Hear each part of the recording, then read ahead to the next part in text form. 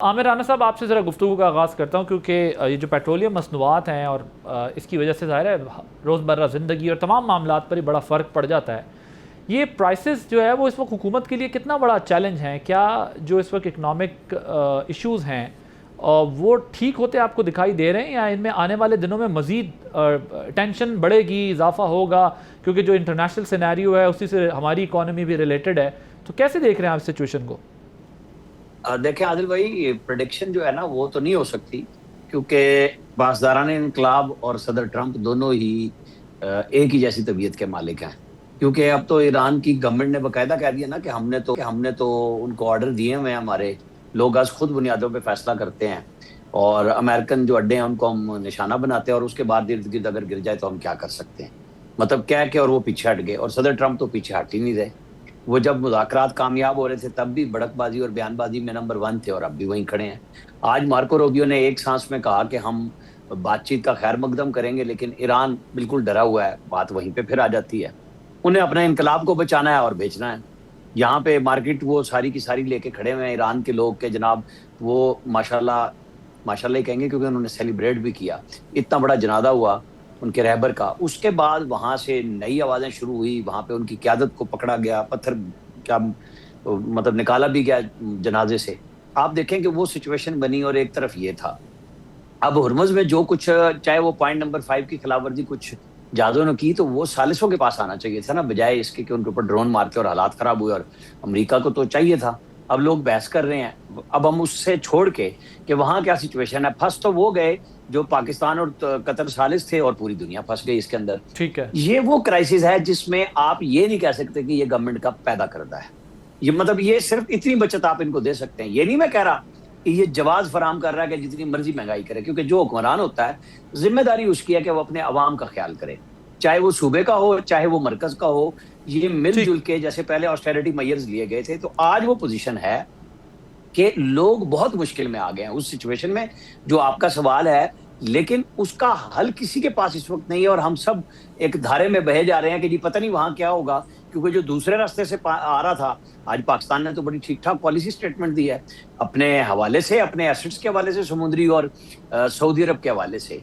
ये बात अब समझने की है कि जिन्होंने मैसेज दिया है होतियों को कि भाई अब शुरू हो जाओ, सऊदी अरब का दूसरा रास्ता भी बंद करो, और वो हमारे पास मेहमान भी आए हुए हैं, मैसेज तो बड़े क्लियर गए हैं।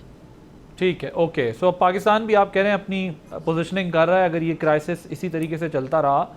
लेकिन इसमें बड़ी ज़ाहिर थिन लाइन है। एक तरफ ये भी कहा जा सकता है ज़ाहिर इंटरनेशनल सिनेरियो तो पूरी दुनिया को इफेक्ट कर रहा है, लेकिन कई मुल्कों ने कंसिस्टेंसी से, कंटिन्यूटी से और अच्छी प्लानिंग से अपनी एक तैयारी भी हालात की करके रखी हुई होती है, जो हम देखते हैं। अनफॉर्चुनेटली हमारे यहाँ वो तैयारी भी नहीं होती, इस वजह से भी हमें ये क्राइसिस और बड़ा हो जाता है हमारे लिए।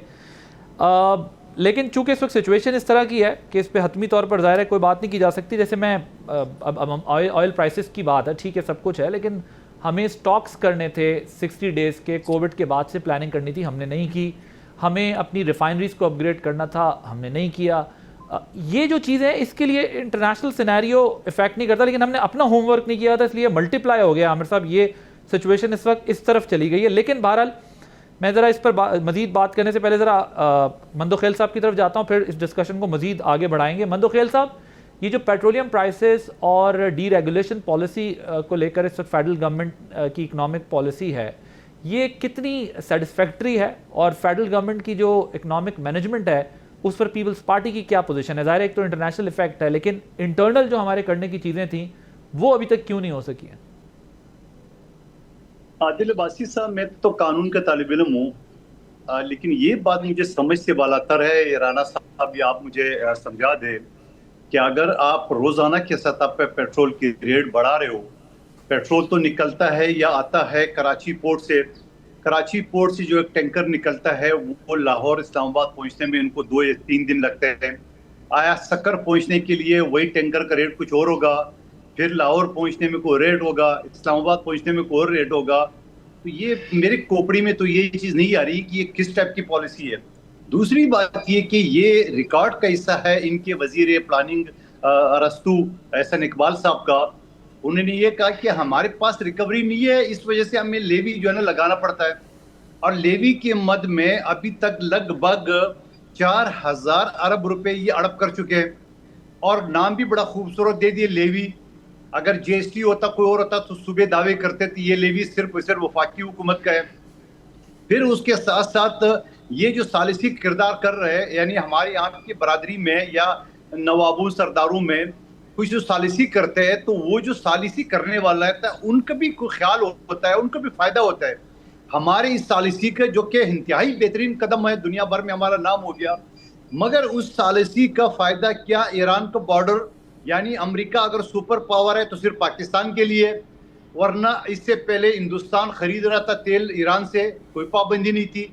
चाइना खरीद रहा था, बांग्लादेश, श्रीलंका खरीद रहा था। हम में खरीदते हुए जो है ना, हम पर अमेरिका जो है ना वो सुपर पावर हो जाता था।